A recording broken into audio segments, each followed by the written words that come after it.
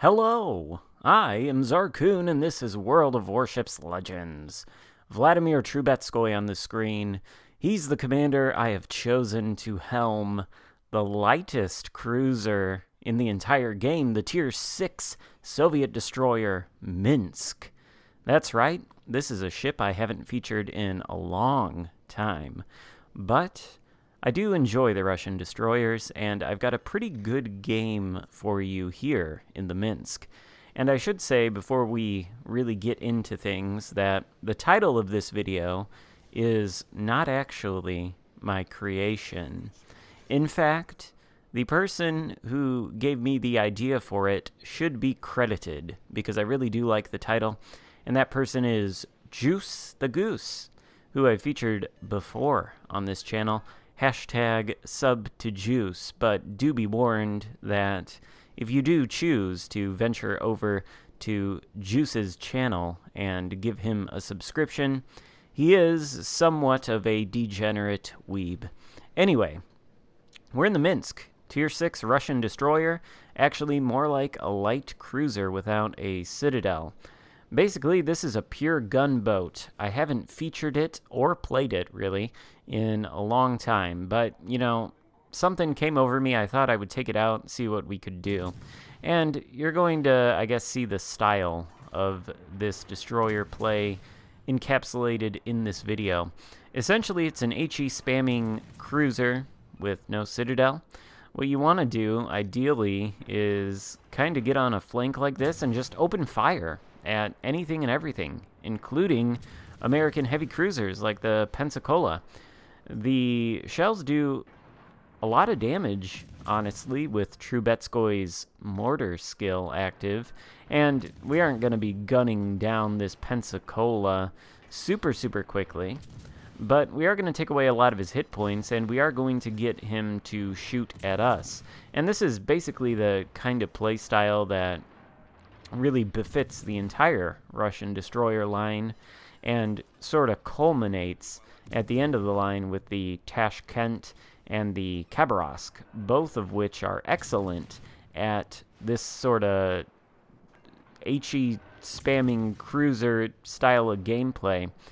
Although the Minsk does have one thing that neither the Tashkent or the Khabarovsk have, and it does make it a little bit easier to do this with the Minsk. And that is that the Minsk is a lot smaller than the higher tier Russian destroyers. And so it's not quite as easy of a target to hit at range. It sits pretty low in the water, especially in comparison to the Tashkent and the Khabarovsk. I think the freeboard, or whatever you call it, of the Minsk doesn't even make up like a quarter of the Tashkent's freeboard. It's not as easy to strike with your shells when you're aiming at it. Plus, it's really fast. I think it's got a top speed of like 44 knots before you even use the speed boost. The only real downside is, well, there's two of them. One is the abysmal turret traverse. That's why I'm using Trubetskoy with Twist and Track active. I tried using some other commander builds on the Minsk. Nothing works as well as Trubetskoy because the turrets are just so very slow. I've got them turning 180 degrees in, I think, 17 seconds, which is on par with the French destroyers. However, I had to use Trubetskoy running Twist and Track and also the Gun Traverse mod in the first slot rather than Aiming Systems mod 1 in order to achieve that 17-second 180-degree turn time. If you aren't running that mod in the first mod slot and you aren't using Twist and Track on Trubetskoy, then you can expect these turrets to take 30 seconds to traverse 180 degrees, which is basically battleship-like turret traverse, and that is not great. So Trubetskoy and that mod really clears it up. Also, something that I'm really not used to in the Russian destroyers, because I've been playing a lot of Khabarovsk with the heel lately, is the smoke screen. And you can see I'm using that here to shoot at the California. I think there's 2 Californias around here, and that Pensacola, I don't know if that Pensacola is still alive or if he's gone down, but right now I am the only one in this Alpha Cap standing between the 2 Californias and the Pensacola. Both of them are going, or all 3 of them rather, are going to be interested in pushing this cap, and I have taken it upon myself to do whatever I can to slow down their push. You can see that the majority of my team is concentrated on the Charlie Cap. We do have a battleship and I think a cruiser. Well, never mind, the battleship just went down to the enemy Akatsuki's torpedoes. You can see that the Akatsuki, given where that friendly Nagato went down, is probably not all that interested in playing the capture circles. Instead, he's out there torpedoing battleships. And honestly, this game might not have gone as well if that Akatsuki had been more focused on taking the caps. Anyway, I digress. I'm shooting at this Pensacola down, got him down to pretty low health. You can see that the shells without aiming systems mod 1 aren't super accurate, but we are hitting the Pensacola and we are doing damage, and really it shouldn't take too long to finish him off. You can see he's having a very difficult time hitting us, and of course every time we do hit him we are resetting his capture progress and gaining valuable XP and credits by doing so. And there we finally take out the Pensacola for our first kill of the game with 43,000 damage done. Still spotted though, but by what? Must be that battleship over there 11 kilometers away. It is an Ashitaka. You can see that he is moving forward, which led me to believe that he was actually playing the game and wasn't AFK, but I'm starting to suspect, given that his turrets are not turning at all, that he is, in fact, AFK. So I am going to just sort of sit here and farm some damage off of him. I don't know where the Californias are. They aren't spotted. They must still be somewhere behind that island, and they aren't yet in the capture circle, so I have nothing to defend at the moment. And if this guy is AFK, and I've got nothing better to shoot at, then why not farm some damage off of him with the guns?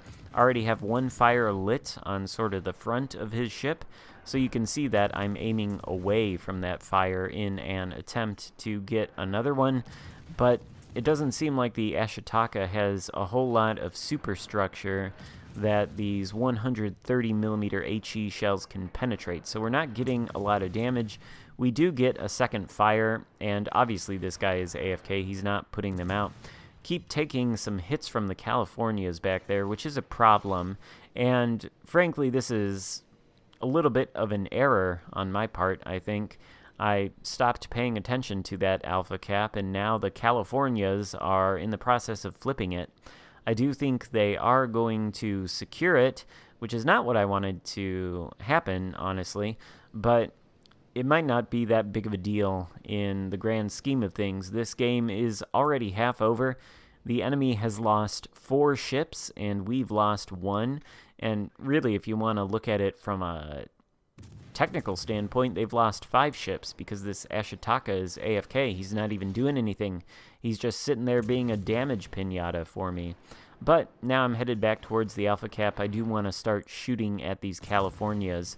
My team has finally started moving toward the Bravo Cap, and they are entering that. Hopefully they'll be able to flip it, and that's sort of given me license to think that abandoning this Alpha Cap and allowing the Californias to take it wasn't all that big of a deal. We get some nice RNG there, lighting fires on both of the Californias, and we've passed 70,000 damage done. We've smoked up, and unfortunately we were the only ones spotting the California.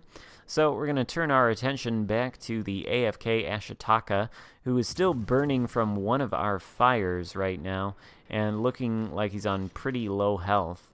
It seems like the Bravo cap is not contested. We've got a friendly cruiser in it, and it does look like he's poised to take it. Of course, he's got two Californias heading in his direction, so I would like to slow them down, and that really is the value of these Russian destroyers. They can act as, I guess, sort of a distraction factor by shooting their guns out in the open and baiting especially battleships to shoot back at them.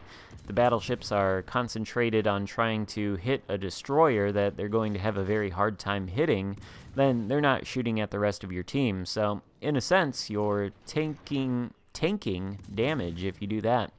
Also, you know, it's really annoying to be under fire like this from a Minsk. As you can see, this California is very irritated. He's been shooting at me all game, and he's got his guns pointed in my direction, which means he doesn't have his guns pointed toward Bravo, and my entire enemy team is there. Therefore, I am distracting him and being useful to my team. You could say that maybe I should be out there hunting down the single enemy destroyer, but I don't think he's actually taken any caps, despite the fact that he is a stealthy Japanese destroyer, and my concealment is an abysmal 7.9 kilometers with this Trubetskoy build. So I'm not even very good at taking caps.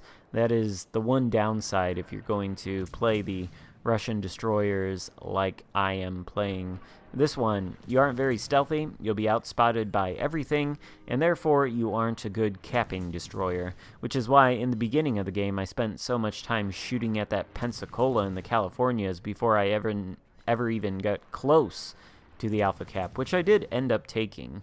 And now the Californias are focused on my team in the center of the map, which means I can get back into the Alpha Cap, potentially flip it back to blue, or at least stop their accrual of points from it, and I can also just spam them with high explosive, farm some more damage.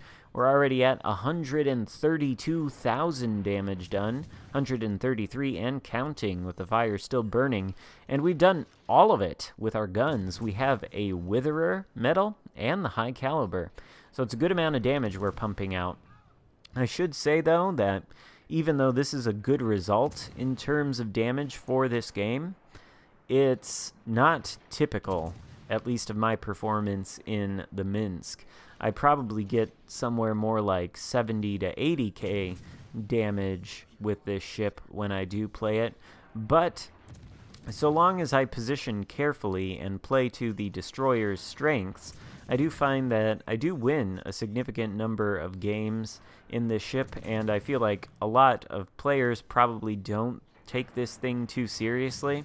Its torpedoes, let's just say, aren't exactly a threat. They only have a 4.5 kilometer range, so you do have to be suicidally close to use them.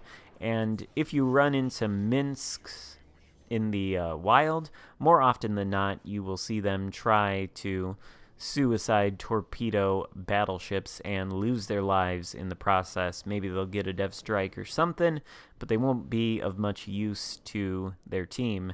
And I think I was pretty useful to my team in this game. 148,000 damage done. 2 solo caps, actually, so that should be worth a lot of XP. And, you know, things could have gone differently if that Akatsuki had maybe played the objectives a little bit more instead of trying to torpedo my teammates, but he didn't. And so we come out on top, playing the Minsk the way it is meant to be played, as the lightest cruiser in the entire game.